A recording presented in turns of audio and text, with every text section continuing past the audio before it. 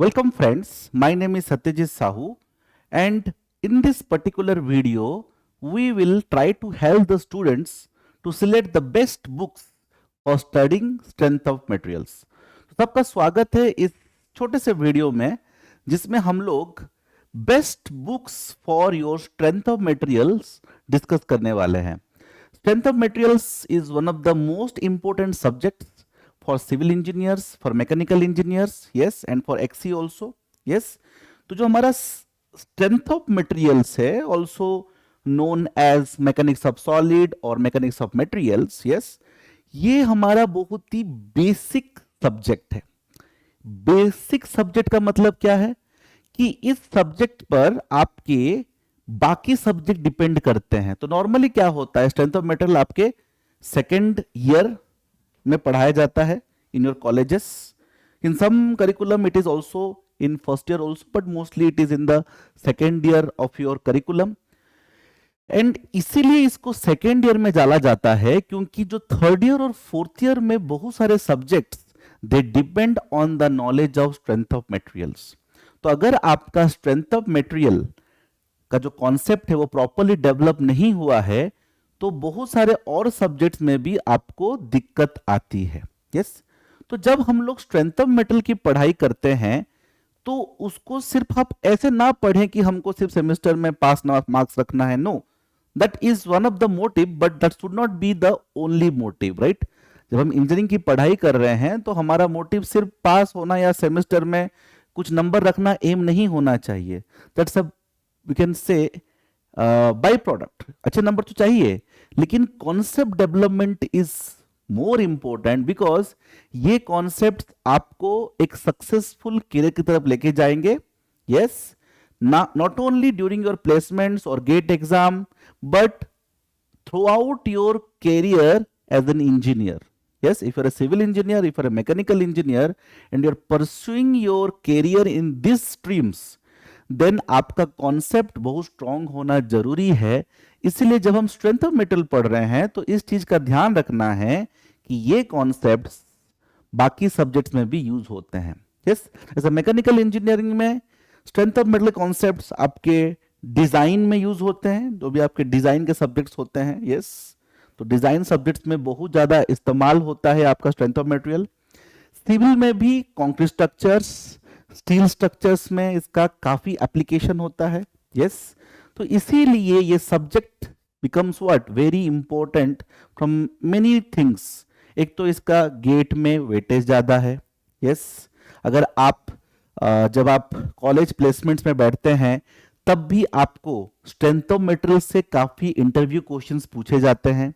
Yes, and if you are appearing for many of the research organizations like ISRO, BARC, DRDO, वहां पे भी आपको strength of material से काफी सारे इंटरव्यू क्वेश्चंस पूछे जाते हैं. Yes, and then बाकी जो इंपॉर्टेंट डिजाइन सब्जेक्ट हैं वो भी स्ट्रेंथ ऑफ मटेरियल पर डिपेंड कर जाता है.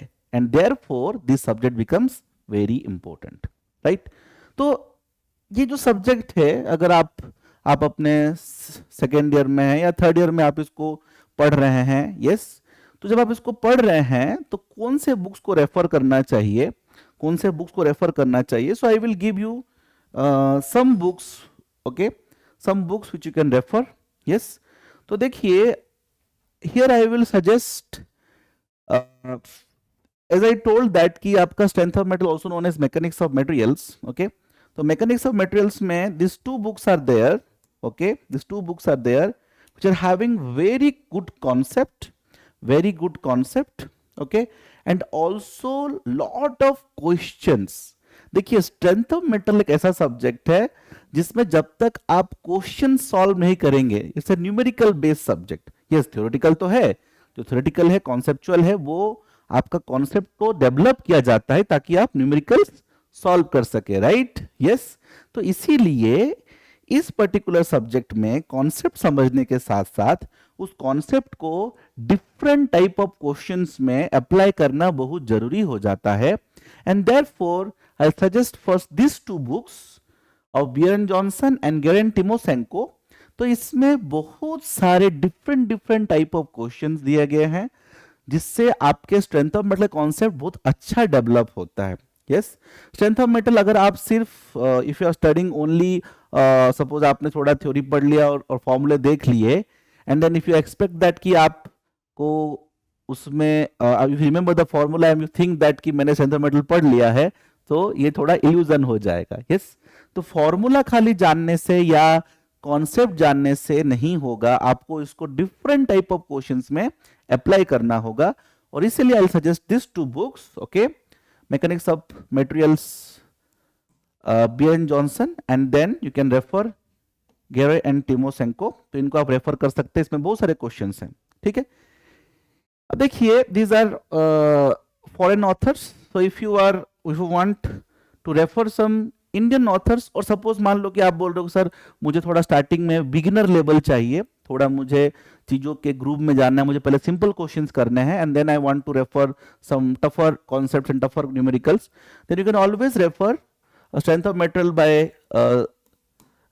एस भविकट्टी। एस भविकट्टी बहुत ही सिंपल भाषा में और बहुत ही बेसिक क्वेश्चंस पहले सॉल्व किए गए हैं उसमें। यस, तो either you can refer S Bhavikatti और you can also refer R K. Bansal.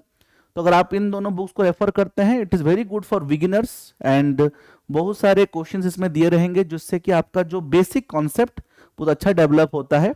And then you can refer this books, इसमें भी बेसिक क्वेश्चंस हैं, प्लस इसमें थोड़े हायर कॉन्सेप्ट के भी क्वेश्चंस हैं, जिससे कि आपका क्या होगा, कॉन्सेप्ट पूरा अच्छे तरीके से डेवलप होगा। Yes, so these are the books which I will suggest for students who are preparing for not only semester exam. Semester exam में तो काम आएगा ही आएगा, बट उसके साथ कोई भी और एग्जाम, कोई भी इंटरव्यू और कोई भी कॉन्सेप्ट डेवलपमेंट के लिए जो कि आने वाले आपके प्रोफेशनल लाइफ में हेल्प करेगा एज ए सिविल इंजीनियर और मैकेनिकल इंजीनियर। यस, सो उस नजरिए से अगर आपको पढ़ना है, then you can refer this books. Yes, and you can understand strength of materials very nicely. So thank you very much.